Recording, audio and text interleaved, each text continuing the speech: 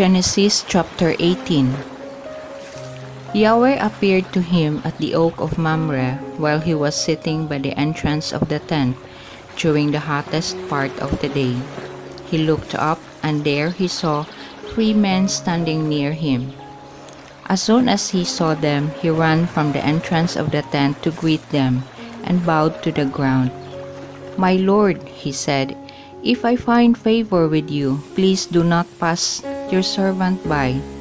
Let me have a little water brought, and you can wash your feet and have a rest under the tree. Let me fetch a little bread, and you can refresh yourselves before going further, now that you have come in your servant's direction." They replied, "Do as you say." Abraham hurried to the tent and said to Sarah, "Quick, knead 3 measures of best flour and make loaves." Then, running to the herd, Abraham took a fine tender calf and gave it to the servant, who hurried to prepare it. Then, taking curds, milk, and the calf, which had been prepared, he laid all before them, and they ate, while he remained standing near them under the tree. "Where is your wife Sarah?" they asked him. "She's in the tent," he replied. Then his guest said, "I shall come back to you next year, and then your wife Sarah will have a son." Sarah was listening at the entrance of the tent behind him. Now Abraham and Sarah were old, well on in years, and Sarah had ceased to have her monthly periods. So Sarah laughed to herself, thinking, "Now that I am past the age of childbearing, and my husband is an old man, is pleasure to come my way again?" But Yahweh asked Abraham, "Why did Sarah laugh and say, 'Am I really going to have a child now that I am old?' Nothing is impossible for Yahweh. I shall come back to you at the same time next year, and Sarah will have a son." Sarah said, "I did not laugh," lying because she was afraid. But he replied, "Oh yes, you did laugh." From there the men set out and arrived within sight of Sodom, with Abraham accompanying them to speed them on their way. Now Yahweh had wondered, "Shall I conceal from Abraham what I am going to do, as Abraham will become a great and powerful nation, and all nations on earth will bless themselves by him? For I have singled him out to command his sons and his family after him, to keep the way of Yahweh by doing what is upright and just, so that Yahweh can carry out for Abraham what he has promised him." Then Yahweh said, "The outcry against Sodom and Gomorrah is so great, that their sin is so grave, that I shall go down and see whether or not their actions are at all as the outcry reaching me would suggest. Then I shall know." While the men left there and went to Sodom, Yahweh remained in Abraham's presence. Abraham stepped forward and said, "Will you really destroy the upright with the guilty? Suppose there are 50 upright people in the city. Will you really destroy it? Will you not spare the place for the sake of the 50 upright in it? Do not think of doing such a thing, to put the upright to death with the guilty, so that the upright and guilty fare alike. Is the judge of the whole world not to act justly?" Yahweh replied, "If I find 50 upright people in the city of Sodom, I will spare the whole place because of them." Abraham spoke up and said, "It is presumptuous of me to speak to the Lord, I who am dust and ashes. Suppose the 50 upright were 5 short, would you destroy the whole city because of 5? "No," he replied, "I shall not destroy it if I find 45 there."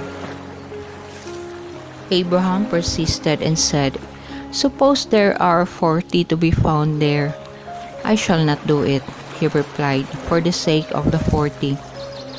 Abraham said, "I hope the Lord will not be angry if I go on." Suppose there are only 30 to be found there. I shall not do it, he replied, if I find 30 there. He said, It is presumptuous of me to speak to the Lord. Suppose there are only 20 there. I shall not destroy it, he replied, for the sake of the 20. He said, I trust my Lord will not be angry if I speak once more.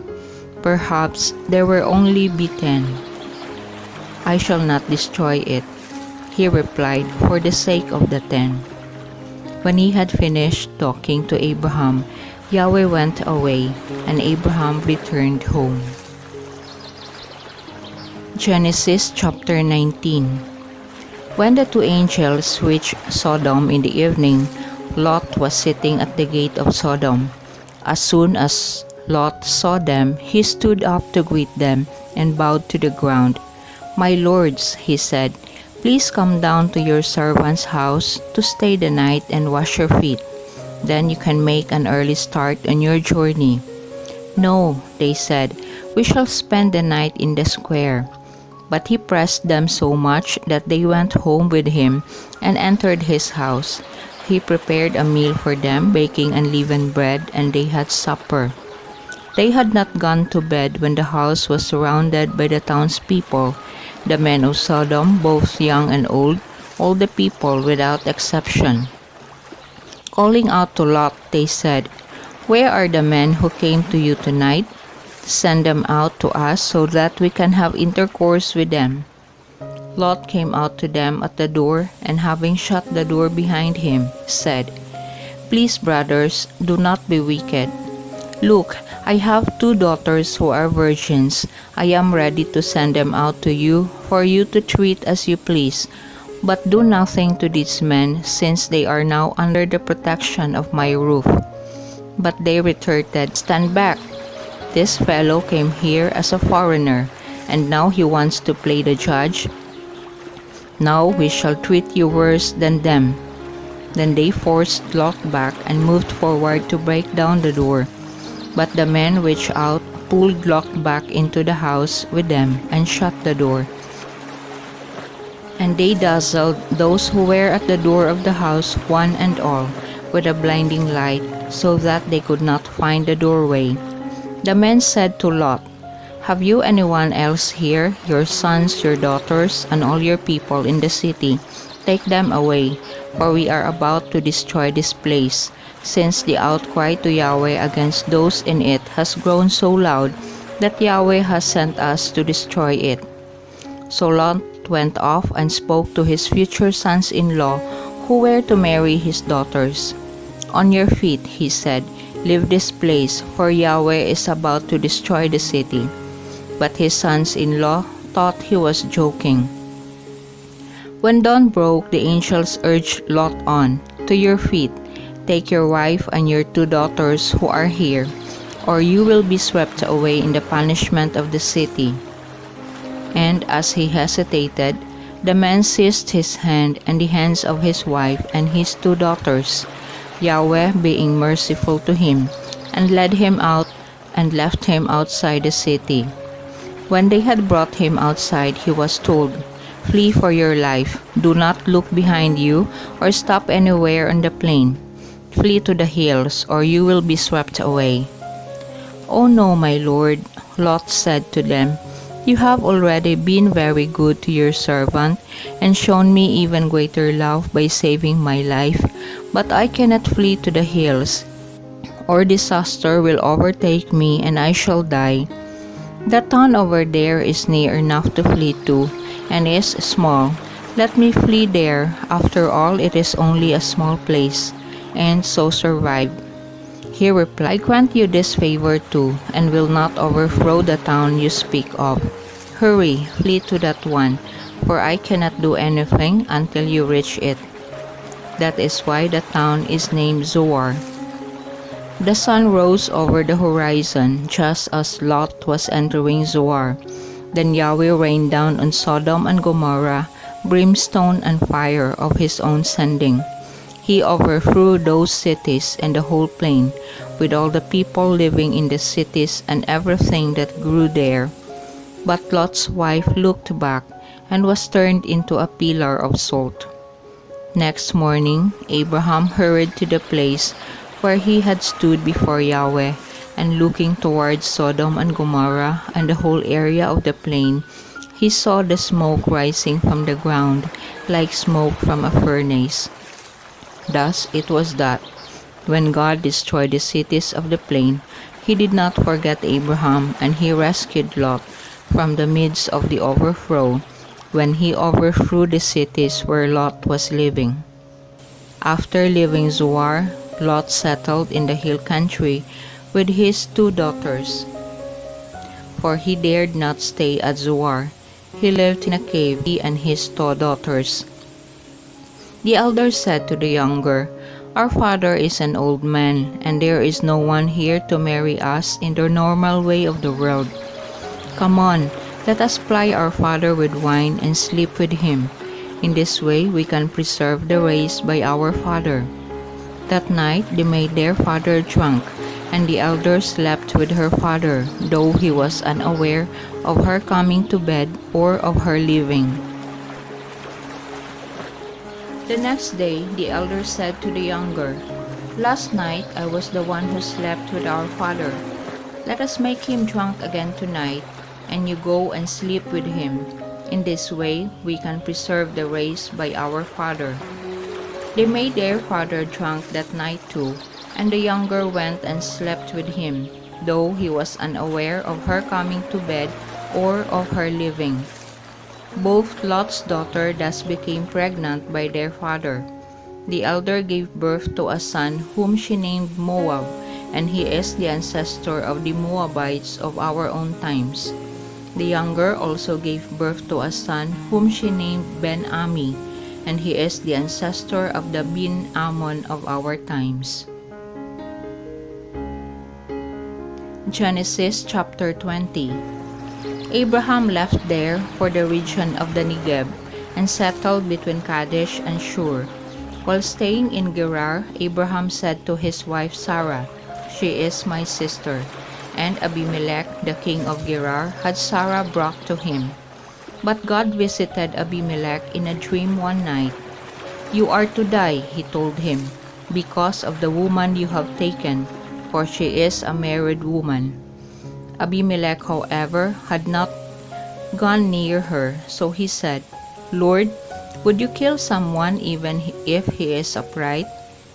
Did he not tell me himself, 'She is my sister'?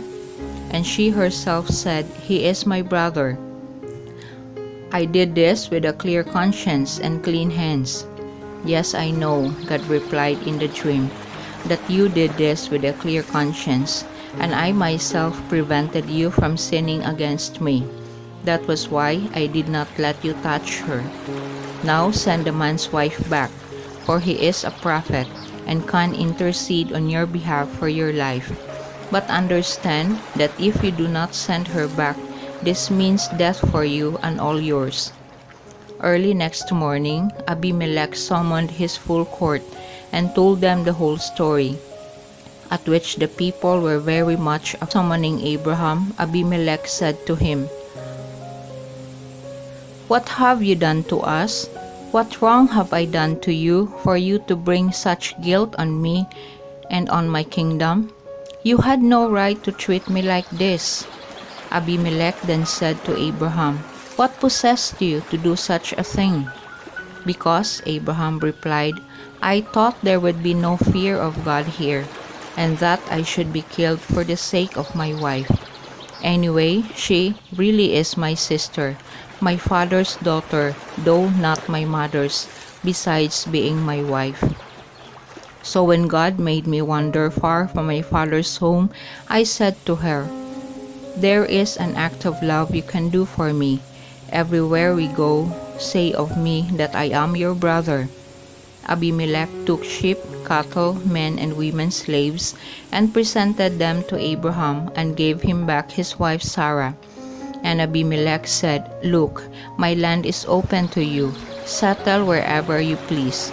To Sarah he said, "Look, I am giving your brother 1,000 pieces of silver. This will allay suspicions about you, and as far as all the people round you are concerned, you have been completely vindicated." Abraham then interceded with God, and God healed Abimelech, his wife, and his slave girls, so that they could have children, for Yahweh had made all the women of Abimelech's household barren on account of Sarah, Abraham's wife. Genesis chapter 21. Yahweh treated Sarah as he had said, and did what he had promised her. Sarah conceived and bore Abraham a son in his old age, at the time God had promised. Abraham named the son born to him Isaac, the son to whom Sarah had given birth. Abraham circumcised his son Isaac when he was 8 days old, as God had commanded him. Abraham was 100 years old when his son Isaac was born to him. Sarah said, "God has given me cause to laugh. All who hear about this will laugh with me." She added, "Whoever would have told Abraham that Sarah would nurse children? Yet I have borne a son in his old age." The child grew and was weaned, and Abraham gave a great banquet on the day Isaac was weaned. Now Sarah watched the son that Hagar the Egyptian had borne to Abraham, playing with her son Isaac. "Which one her son?" she said to Abraham. "This slave girl's son is not to share the inheritance with my son Isaac." This greatly distressed Abraham, because the slave girl's child too was his son. But God said to him, "Do not distress yourself on account of the boy and your slave girl. Do whatever Sarah says, for Isaac is the one through whom your name will be carried on. But the slave girl's son I shall also make into a great nation, for he too is your child." Early next morning, Abraham took some bread and a skin of water, and giving them to Hagar, put the child on her shoulder and sent her away. She wandered off into the desert of Beersheba. When the skin of water was finished, she abandoned the child under a bush. Then she went and sat down at a distance, about a bow shot away, thinking, "I cannot bear to see the child die." Sitting at the distance, she began to sob. God heard the boy crying, and the angel of God called to Hagar from heaven. "What is wrong, Hagar?" he asked. "Do not be afraid, for God has heard the boy's cry in his plight. Go and pick the boy up and hold him safe, for I shall make him into a great nation." Then God opened Hagar's eyes, and she saw a well, so she went and filled the skin with water and gave the boy a drink. God was with the boy. He grew up and made his home in the desert, and he became an archer. He made his home in the desert of Paran, and his mother got him a wife from Egypt.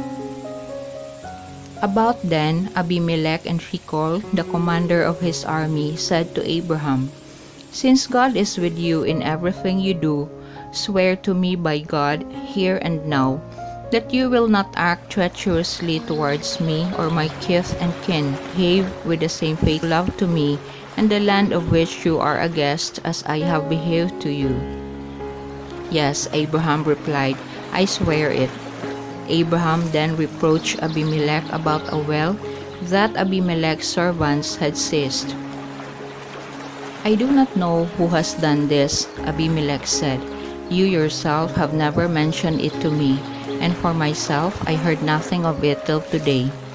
Abraham then took sheep and cattle and presented them to Abimelech, and the two of them made a covenant. Abraham put 7 lambs of the flock on one side.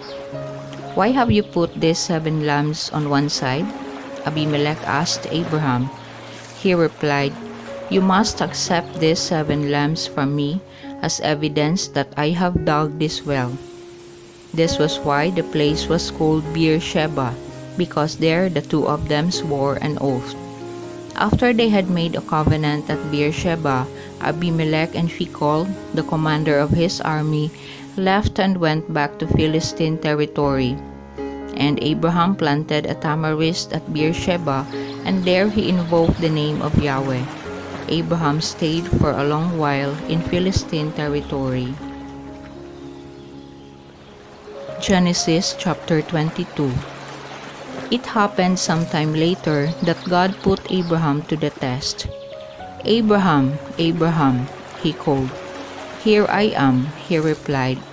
God said, "Take your son, your only son, your beloved Isaac, and go to the land of Moriah, where you are to offer him as a burnt offering on one of the mountains which I shall point out to you." Early next morning, Abraham saddled his donkey and took with him 2 of his servants and his son Isaac. He chopped wood for the burnt offering and started on his journey to the place where God had indicated to him. On the 3rd day, Abraham looked up and saw the place in the distance. Then Abraham said to his servants, "Stay here with the donkey. The boy and I are going over there. We shall worship and then come back to you." Abraham took the wood for the burnt offering, loaded it on Isaac, and carried in his own hands the fire and the knife. Then the 2 of them set out together. Isaac spoke to his father Abraham. "Father," he said. "Yes, my son," he replied. "Look," he said, "here are the fire and the wood, but where is the lamb for the burnt offering?" Abraham replied, "My son, God himself will provide the lamb for the burnt offering." And the 2 of them went on together.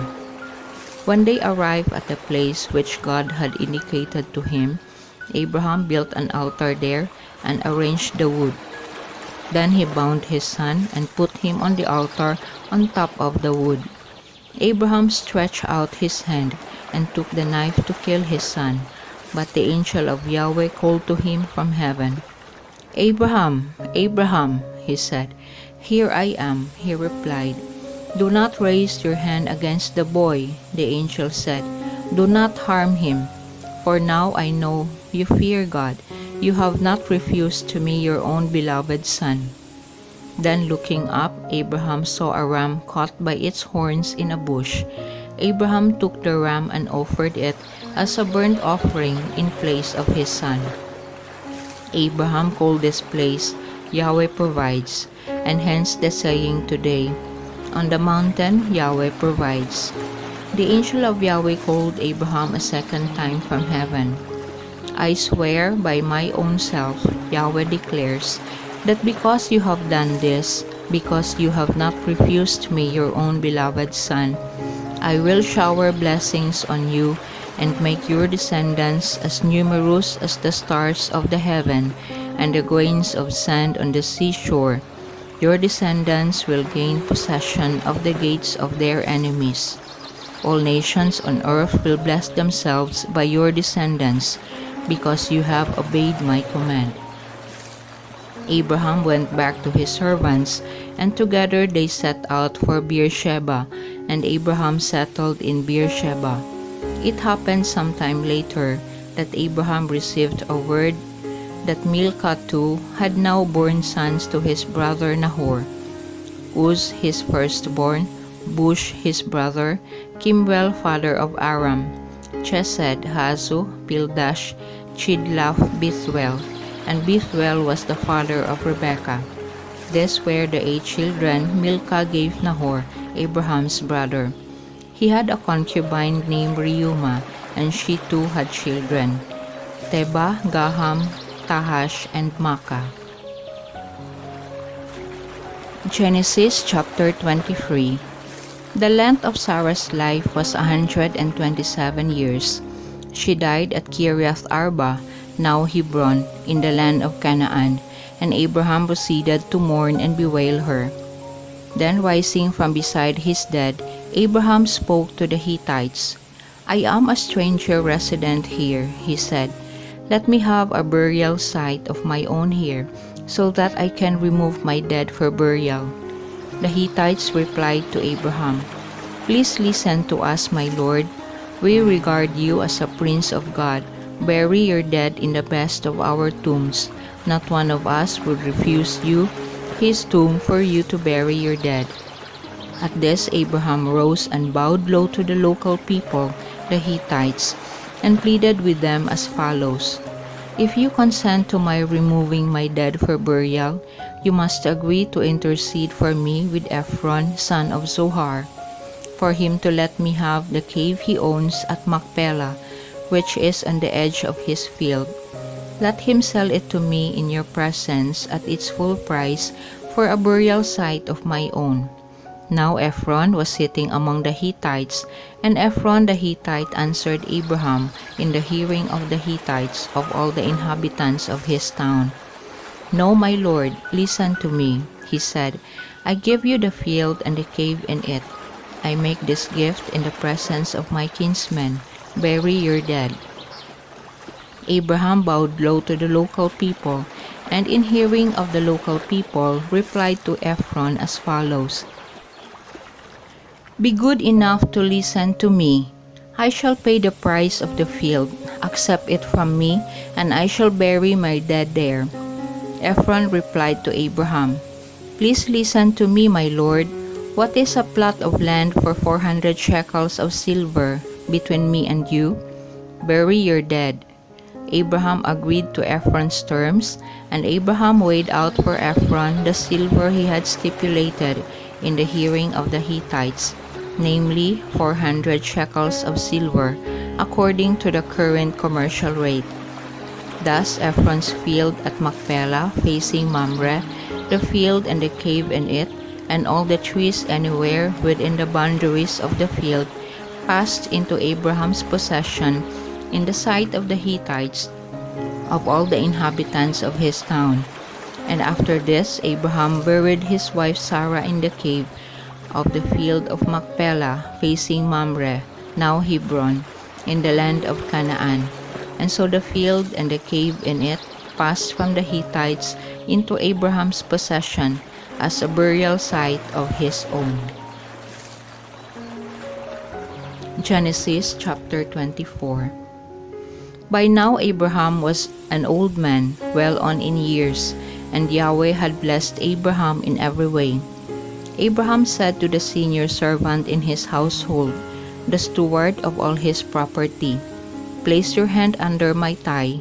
I am going to make you swear by Yahweh, God of heaven and God of earth, that you will not choose a wife for my son from the daughters of the Canaanites among whom I live, but will go to my native land and my own kinsfolk to choose a wife for my son Isaac." The servant asked him, "What if the girl does not want to follow me to this country? Should I then take your son back to the country from which you come?" Abraham replied, "On no account are you to take my son back there. Yahweh God of heaven and God of earth, who took me from my father's home and from the land of my kinsfolk, and who promised me on oath, 'I shall give this country to your descendants.' He will now send his angel ahead of you so that you can get a wife for my son from there. If then the girl refuses to follow you, you will be quit of this oath to me. Only do not take my son back there." And the servant placed his hand under his thigh of his master's Abraham, and swore to him that he would do it. Then the servant took 10 of his master's camels, and carrying all kinds of gifts from his master, set out for the city of Nahor in Aram Naharaim. In the evening, at that time when women come out to draw water, he made the camels kneel outside the town near the well. And he said, "Yahweh, God of my master Abraham, give me success today and show faithful love to my master Abraham. While I stand by the spring as the young women from the town came out to draw water, I shall say to one of the girls, 'Please lower your pitcher and let me drink.' And if she answers, 'Drink, and I shall water your camels too,' let her be the one you have decreed for your servant Isaac. By this I shall know you have shown faithful love to my master." He had not finished speaking when out came Rebekah, who was the daughter of Bethuel, son of Milcah, the wife of Abraham's brother Nahor, with a pitcher on her shoulder. The girl was very beautiful and a virgin. No man had touched her. She went down to the spring, filled her pitcher, and came up again. Running towards her, the servant said, "Please give me a sip of water from your pitcher." She replied, "Drink, my lord," and quickly lowered her pitcher on her arm and gave him a drink. When she had finished letting him drink, she said, "I shall draw water for your camels too, until they have had enough." She quickly emptied her pitcher into a trough and ran to the well again to draw and drew for all the camels. All the while the man stood watching her, not daring to speak, wondering whether Yahweh had made his journey successful or not. When the camels had finished drinking, the man took a gold ring weighing half a shekel and put it through her nose, and put 2 bracelets weighing 10 gold shekels on her arms, and said, "Whose daughter are you? Please tell me, is there a room at your father's house for us to spend the night?" She replied, "I am the daughter of Bethuel, the son whom Milcah bore to Nahor." And she went on, "We have plenty of straw and fodder, and room to spend the night." Then the man bowed down and worshipped Yahweh, saying, "Blessed be Yahweh, God of my master Abraham, for not withholding his faithful love from my master. Yahweh has led me straight to the house of my master's brother." The girl ran to her mother's house to tell what had happened. Now Rebekah had a brother called Laban, and Laban ran out to the man at the spring. As soon as she had seen the ring and the bracelets his sister was wearing, and had heard his sister Rebekah saying, "This is what the man said to me," he went to the man and found him still standing by his camels at the spring. He said to him, "Come in, blessed of Yahweh. Why stay out here when I have cleared the house and made room for the camels?" The man went to the house, and Laban unloaded the camels. He provided straw and fodder for the camels and water for him and his companions to wash their feet. They offered him food, but he said, "I will eat nothing before I have said what I have to say." Laban said, "Speak." He said, "I am Abraham's servant. Yahweh has loaded my master with blessings, and Abraham is now very rich. He has given him flocks and herds, silver and gold, men and women slaves, camels and donkeys. Sarah, my master's wife, bore my master a son in his old age, and he has made over all his property to him. My master made me take this oath: you are not to choose a wife for my son from the daughters of the Canaanites in whose country I live. Instead, you are to go to my father's home and to my own kinsfolk to choose a wife for my son." I said to my master, "Suppose the girl will not agree to come with me?" And his reply was, "Yahweh, in whose presence I have walked, will send his angel with you and make your journey successful, for you to choose a wife for my son from my own kinsfolk, from my father's house. Then you will be quit of my curse. If you go to my family and they refuse you, you will be quit of my curse." Arriving today at the spring, I said, "Yahweh, God of my master Abraham, please grant a successful outcome to the course I propose to take. While I stand by the spring, if a girl comes out to draw water, and I say to her, 'Please give me a little water to drink from your pitcher,' if she replies, 'Drink by all means, and I shall draw water for your camels too,' let her be the girl whom Yahweh has decreed for my master's son." I was still saying this in my mind when Rebekah came out, her pitcher on her shoulder. She came down to the spring and drew water. I said to her, "Please give me a drink." Quickly she lowered her pitcher, saying, "Drink, and I shall water your camels too." I asked her, "Whose daughter are you?" She replied, "I am the daughter of Bethuel, whom Milcah bore to Nahor." Then I put this ring through her nose and these bracelets on her arms. I bowed down and worshipped Yahweh, and I blessed Yahweh, God of my master Abraham, who had led me by a direct path to choose the daughter of my master's brother for his son. Now tell me whether you are prepared to show constant and faithful love to my master. If not, say so, and I shall know what to do." Laban and Bethuel replied, "This is from Yahweh. It is not for us to say yes or no to you.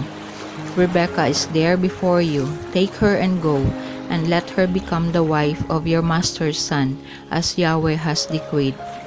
On hearing this, Abraham's servant bowed to the ground before Yahweh.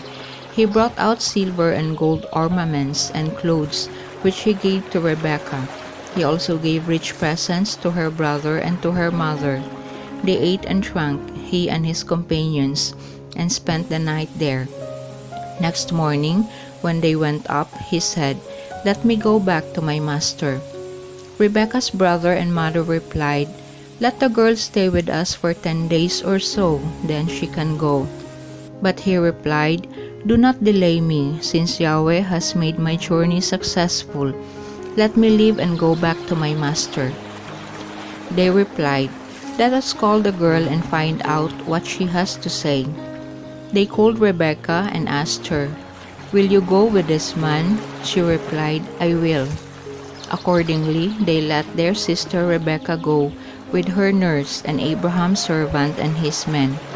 They blessed Rebekah and said to her, "Sister of ours, from you may there spring thousands and tens of thousands. May your descendants gain possession of the gates of their enemies." And forthwith Rebekah and her maids mounted the camels and followed the men. The servant took Rebekah and departed. Isaac meanwhile had come back from the well of Lahai-roi and was living in the Negeb. While Isaac was out walking towards evening in the fields, he looked up and saw camels approaching. And Rebekah looked up and saw Isaac. She jumped down from her camel and asked the servant, "Who is that man walking through the field toward us?" The servant replied, "That is my master."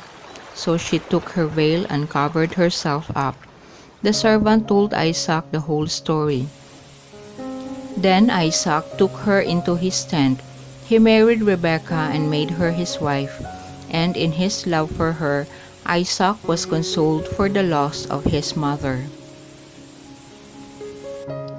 Genesis chapter 25. Abraham married another wife whose name was Keturah, and she bore him Zimram, Jokshan, Medan, Midian, Ishbak, and Zua. Jokshan was the father of Sheba and Dedan, and the descendants of Dedan were the Ashurites, the Letushim, and the Leumim. The descendants of Midian were Ephah, Epher, Hanok, Abidah, Eldah. All these were sons of Keturah. Abraham left all his possessions to Isaac.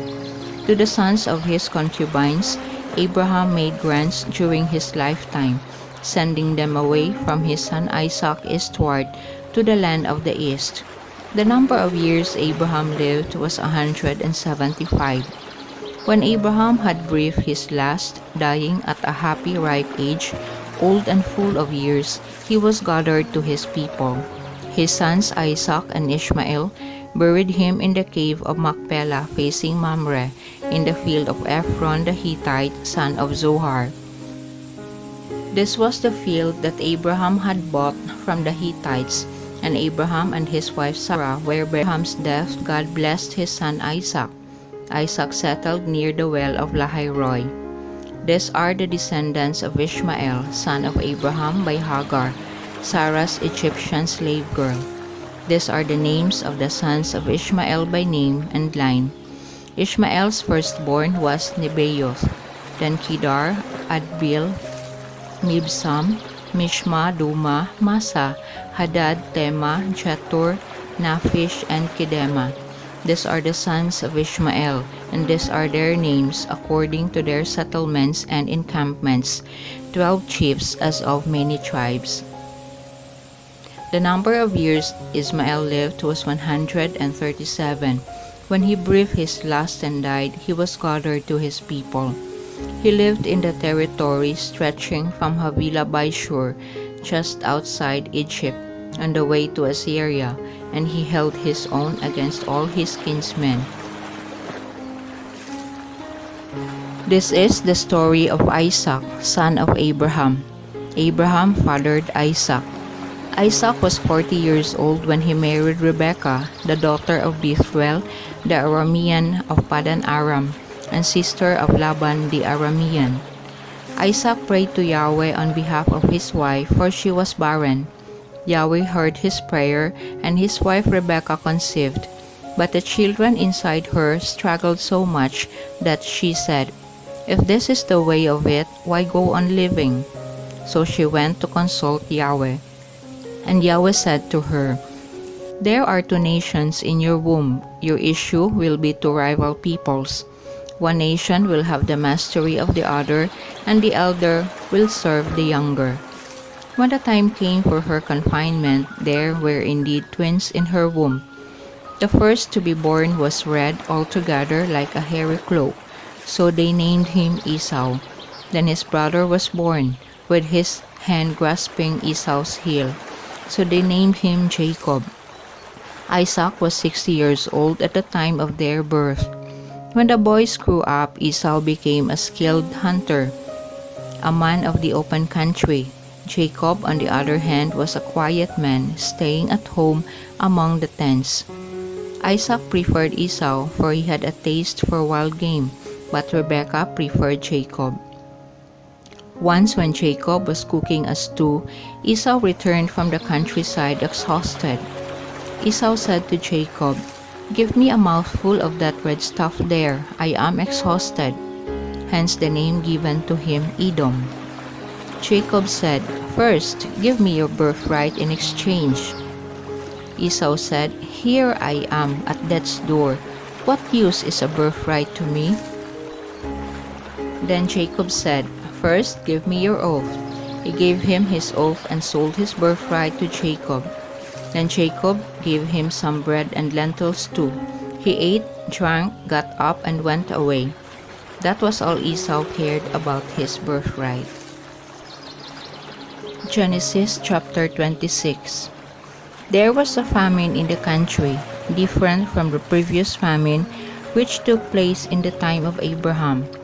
And Isaac went to Abimelech, the Philistine king, at Gerar. Yahweh had appeared to him and said, "Do not go down to Egypt. Stay in the country which I shall point out to you.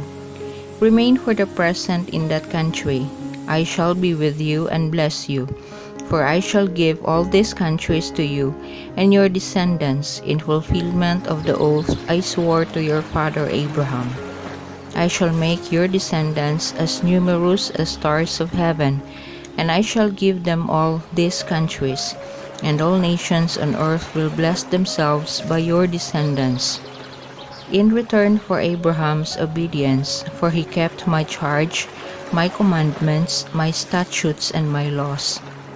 So Isaac stayed at Gerar. When the people of the place asked him about his wife, he replied, "She is my sister."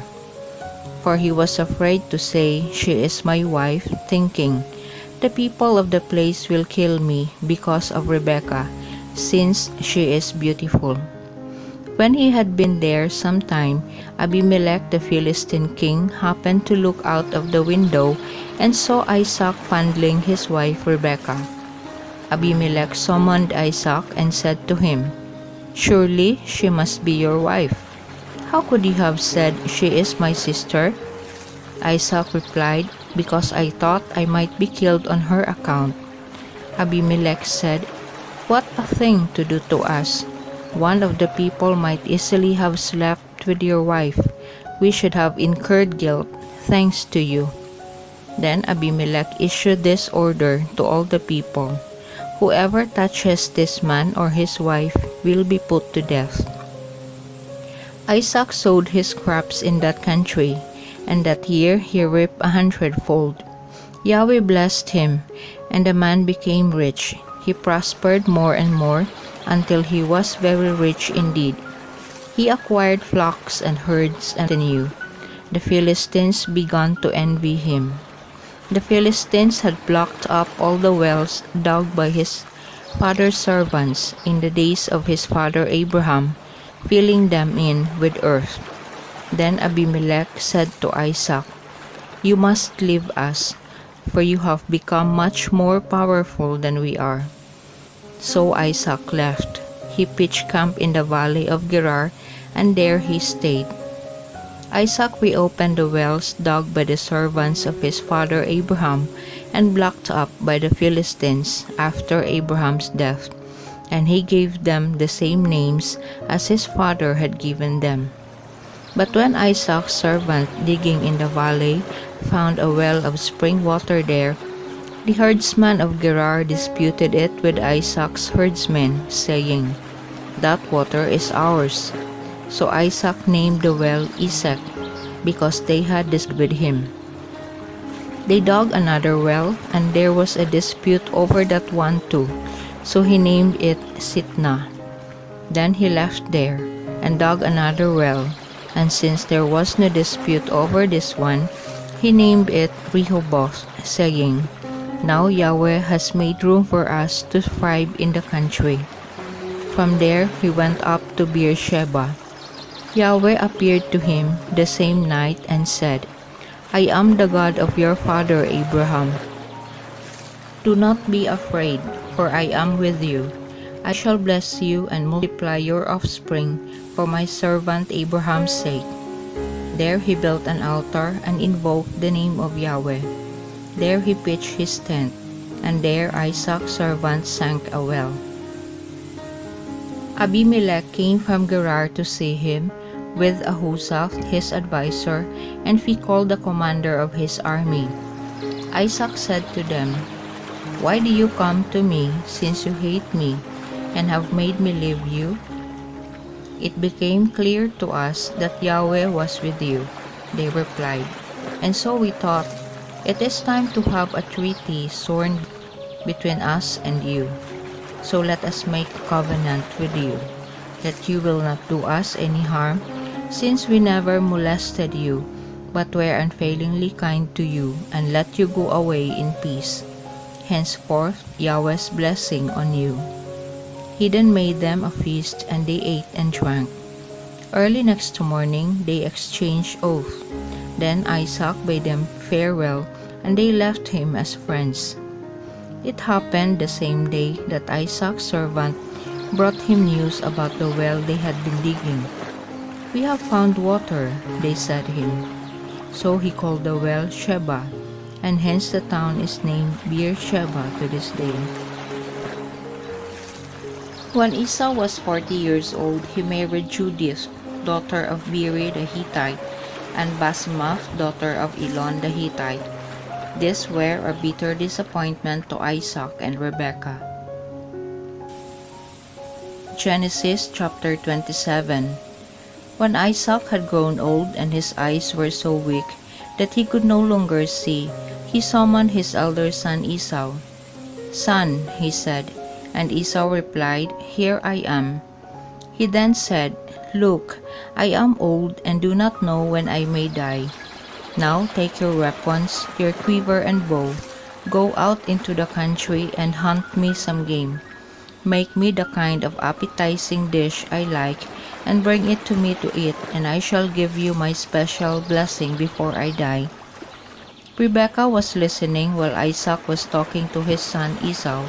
So when Esau went into the country to hunt game for his father, Rebekah said to her son Jacob, "I have just heard your father saying to your brother Esau, 'Bring me some game and make an appetizing dish for me to eat, and then I shall bless you in Yahweh's presence before I die.' Now, son, listen to me and do as I tell you. Go to the flock and bring me back 2 good kids, so that I can make the kind of special dish your father likes. Then take it to your father for him to eat, so that he may bless you before he dies." Jacob said to his mother Rebekah, "Look, my brother Esau is hairy, while I am smooth-skinned. If my father happens to touch me, he will see I am cheating him. and I shall bring a curse down on myself instead of a blessing. But his mother replied, On me be the curse, my son. Just listen to me. Go and fetch me the kids. So he went to fetch them and brought them to his mother, and she made a kind of special dish his father liked. Rebekah took her elder son Esau's best clothes, which she had at home, and dressed her younger son Jacob in them, covering his arms and the smooth part of his neck with the skins of the kids. She then handed the special dish and the bread she had made to her son Jacob. He went to his father and said, Father. Yes, he replied, Which of my sons are you? Jacob said to his father, I am Esau, your firstborn. I have done as you told me. Please sit up and eat some of the game I have brought, and then give me your soul's blessing. Isaac said to his son, Son, how did you succeed so quickly? He replied, Because Yahweh your God made things go well for me. Isaac said to Jacob, Come closer, son, so that I can feel you and be sure whether you really are my son Esau or not. Jacob went closer to his father Isaac, who felt him and said, The voice is Jacob's voice, but the arms are the arms of Esau. He did not recognize him since his arms were hairy, like his brother Esau's, and so he blessed him. He said, Are you really my son Esau? And he replied, I am. Isaac said, Serve it to me, so that I can eat my son's game and give you my special blessing. He served it to him and he ate. He offered him wine and he drank. His father Isaac said to him, Come closer and kiss me, son. He went closer and kissed his father, who sniffed the smell of his clothes. Then he blessed him, saying, Ah, the smell of my son is like the smell of a fertile field, which Yahweh has blessed. May God give you dew from heaven, and the richness of the earth, abundance of grain and wine. Let people serve you and nations bow low before you. Be master of your brothers. Let your mother's other sons bow low before you. Accursed be whoever curses you, and blessed be whoever blesses you. As soon as Isaac had finished blessing Jacob, and just as Jacob was leaving his father Isaac, his brother Esau returned from hunting. He too made an appetizing dish and brought it to his father. Father, please eat some of your son's game and then give me your special blessing. His father Isaac asked, Who are you? I am your firstborn son Esau, he replied. At this, Isaac was seized with a violent trembling and said, Who was it then that went hunting and brought me the game? I finished eating it just before you came. I blessed him, and now blessed he will remain. On hearing his father's words, Esau cried out loudly and bitterly, and said to his father, Father, bless me too. But he replied, Your brother came by fraud and took your blessing. Esau said, His name should be Jacob right enough, for he has now supplanted me twice. First he took my birthright, and look, now he has gone and taken my blessing. But, he added, Have you not kept a blessing for me? Isaac replied to Esau, I have already made him your master. I have given him all his brothers as servants. I have given him grain and wine to sustain him. So what can I do for you, son? Esau said to his father, Can you bless only once, father? Father, bless me too. Isaac remained silent, and Esau began to weep aloud. Then his father Isaac spoke again and said, Far from the richness of the earth and the dew of heaven above, your home will be. By your sword you will live, and your brother will you serve. But when you win your freedom, you will shake his yoke off your neck.